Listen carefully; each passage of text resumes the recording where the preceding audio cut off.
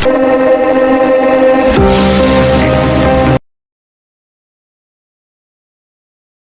po, magandang umaga, magandang gabi, no? Nasang panig man tayo ng mundo, ayan.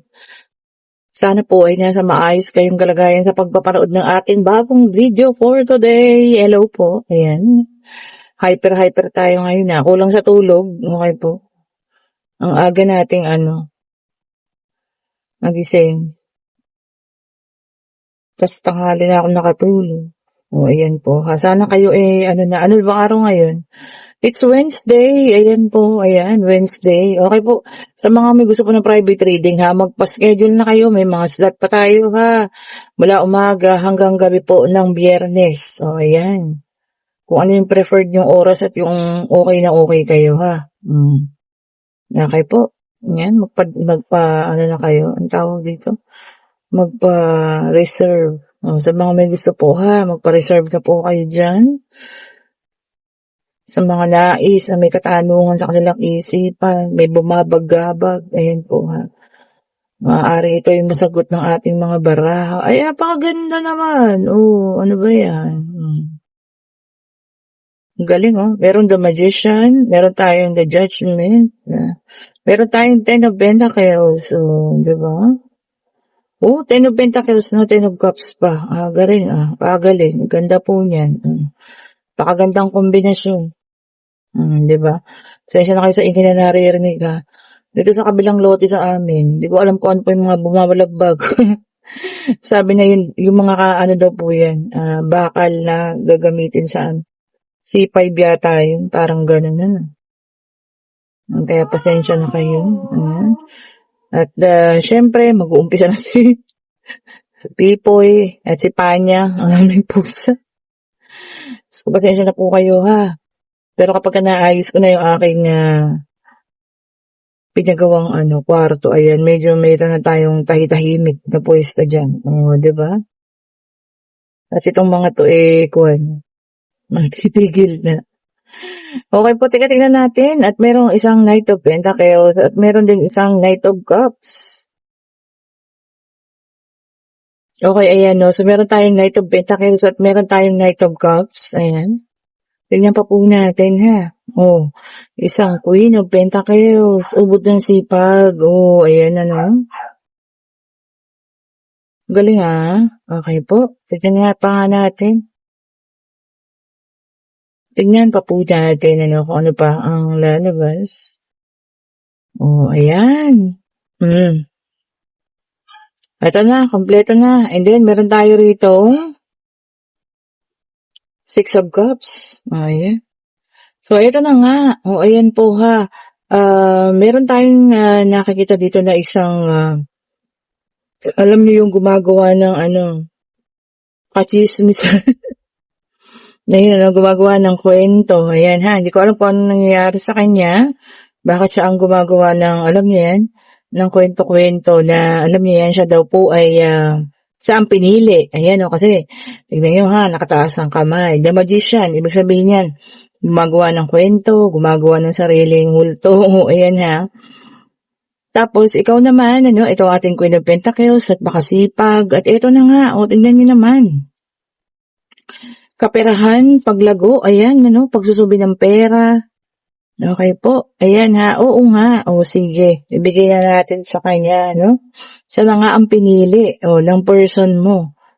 Bakit? Diba? Bakit? Tanungin natin ngayon, bakit siya yung pinili? Kasi inagaw mo or inagaw niya. Sorry pala, hindi kayo baliktad.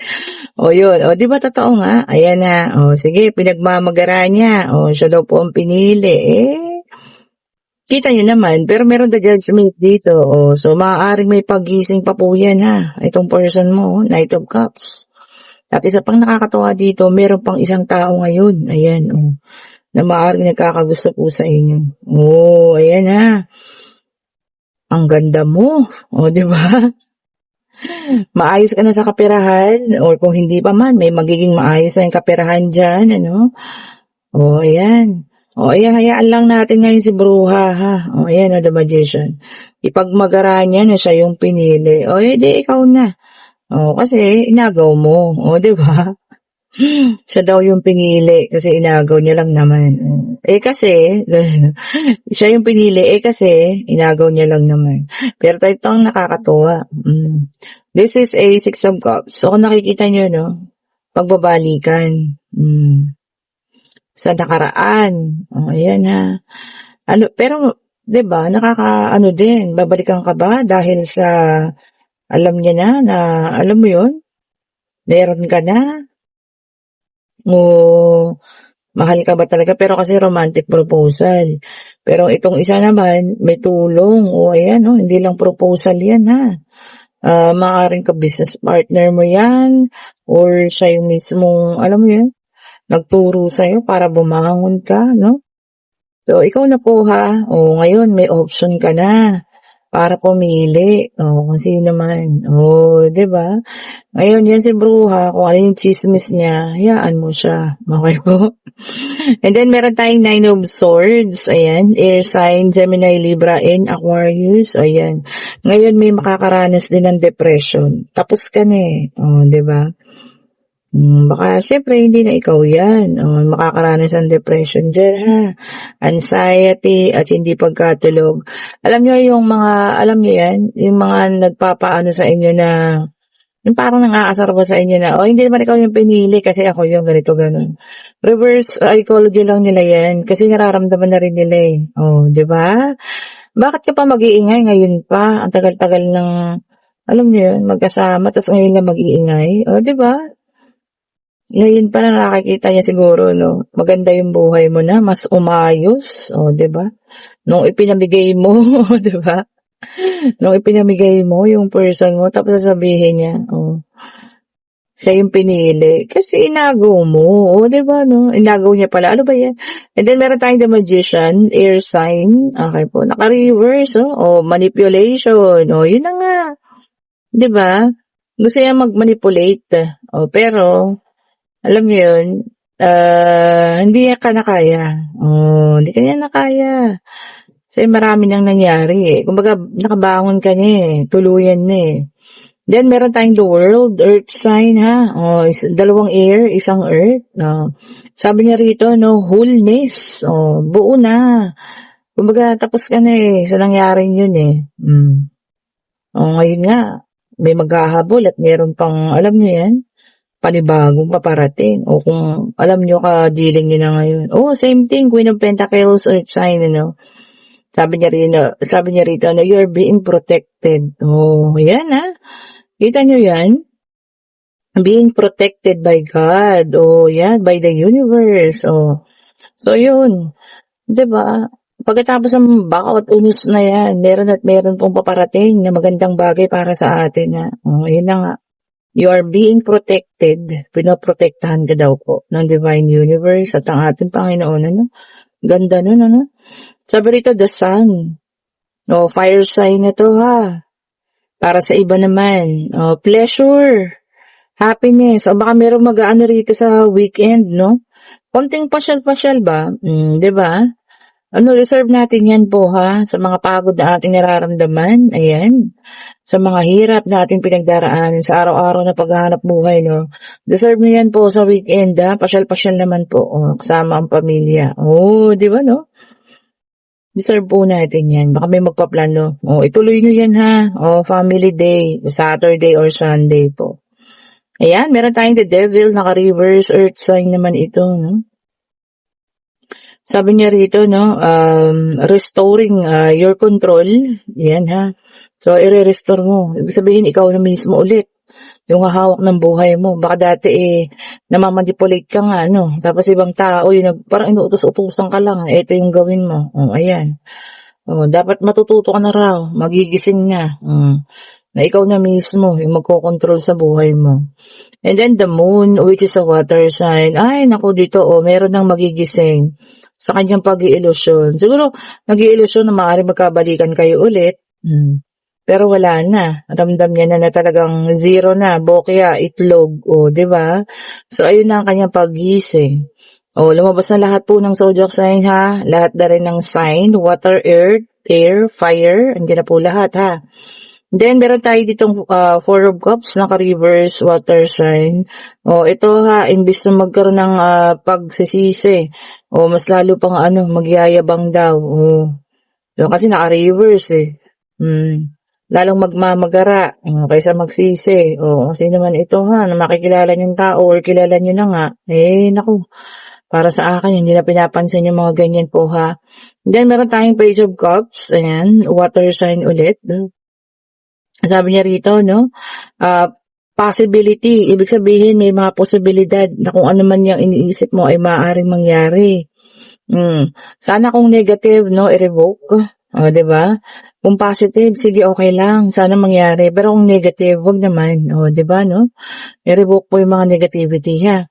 Then, meron din tayong King of Swords, air sign, naka-reverse. O, ayan. Sabi rito, magiging tahimik lang. Quiet daw muna. O, mag-observe. Be observant, sabi niya, no? Para sa akin, which is much better. Kaysa yun tayo, alam mo yun, magbigay agad ng konklusyon ng hindi pa natin alam. Maging observant tayo, ha? And, meron tayo ditong Page of Swords, air sign. O, ayan, ha? Sabi niya rito, merong mga contacts. O, ano ba ito? May kakausap sa inyo tungkol saan. Maaring merong magbubukas na komunikasyon, yung mga nagsarado na, nag-block. Pero ngayon magiging open na, o, 'di ba? Baka siguro nakapagpatawad na, no. Sabi nga nila, no, kapag ka bored ka, yung mga nilagay mo sa restriction, o kaya mga binlock mo na tao, mag-release ka daw kahit dalawa, o, 'di ba, no? Yung mga karapat dapat lang, ha.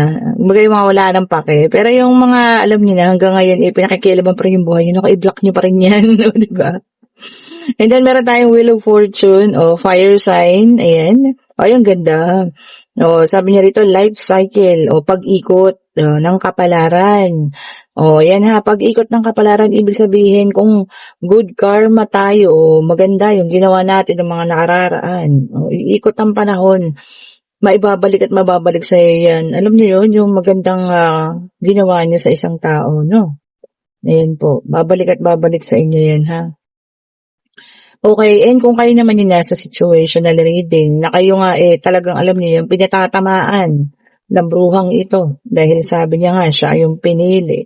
Pero alam mo yan, nagiging positibo naman at nagiging mas maayos yung buhay mo. Siguro para sa akin, hayaan niyo na siya. Hayaan niyo siya maging hambog. O, diba? Alam naman ng lahat kung bakit na siya yung pinili. Kasi inagaw niya. 3 beses lumabas ang Queen of Pentacles. Talagang para sa mga taong masisipag. Ayan. Alam niyo yun? Yung mga taong napaka-generous, loyal. Ayan.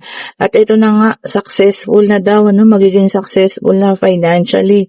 Magiging established na. Pero ang hinahanap natin, numero. Ayan. Bigyan po kami ng numero, Divine Universe, para sa pangapanati ko sa numero. At ako hindi na nila, pinapersonal message para sa mga numero. O, ayan, meron. O, ayan po, 15. 13, sorry. O, ayan ha. The Death card, pagtatapos din ha. The Death card kasi, ibig sabihin, pagtatapos din ng sufferings, Ayan, mga, alam niyo yun, paghihirap. So, katapusan na yun. Ibig sabihin, panibagong panimula. O, ayan, ito meron tayong number 6. Ayan, 6 of Pentacles. Ayan po. So, 13 and 6. O, ayan kayo na bahala mag-ano-ano dyan. Okay, and then meron tayo ditong Queen of Swords. Wala naman siyang dala. O, ayan. So, meron tayong 13 and 6. Ayan. Teka muna, i-shuffle natin. Para sa paghingi na pala natin ng kasagutan sa inyong katanungan. Pwede na po kayo magtanong. Pag-ibig, pangyayari, ayan Pwede rin pag-travel, kung ano man po kung ano man yung gusto yung malaman. Answerable by yes or no. Ay, ito no pa po sa ngayon ang kasagutan. Napakabilis, diba? And number 10, meron tayong 10 of Swords. So, ang mga numero is 13, 6, and 10. Ayan, bahala na po kayo magdagdag, Kung gusto niyo ng 6 digits, 3 digits, 4 digits, Ayan, bahala na po kayo. And sa lahat po na may gusto ng ating private reading, ayan, sabi ko nga, pwede na kayong magpa-schedule as early as today, para po kayo ay akin ng ma-schedule. Ano. Ayan, ayan sa lahat po na may gusto ng ating Evil Eye. Ayan, nakakatawa. Nirepost ko lang siya sa Facebook. No? Ayan, ang dami nag-order. Hindi pa pala nila ito nakikita no, sa Facebook. Ayan po. Ayan, kung gusto nyo sumabay po ha, bukas po ang ating deliver. Ayan, para mapa-deliver na sa inyo. At syempre kung gusto nyo ng ating mga bracelet, ayan po, ang ating mga lucky charms. Ayan. Lucky bracelet po ha, kayo na ang mga humusga sa mga quality ha. O yan, nakikita nyo naman. Oh, walang bakbak po yan at magaganda po lahat ng mga quality niyan ha. Mag-order na kayo kung ano yun sa tingin ninyo swak na swak po para sa inyong, alam niyo yung pangangailangan ha. Meron tayong financial, merong love life, ayan po. Kayo na po ang pumili. Ayan. And sa lahat po na may gusto ng private reading, sabi ko nga, kumuha na kayo ng schedule. Yung link, nandyan lang po sa aking comment section.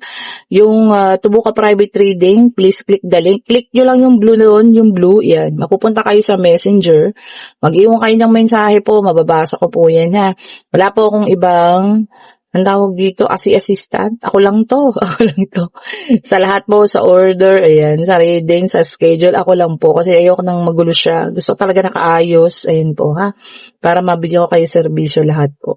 Thank you so much for watching. Ingat po sa lahat. Ingat sa pag-uwi. Miyerkules ngayon. Napakabilis ang araw. Webes na bukas. O, diba?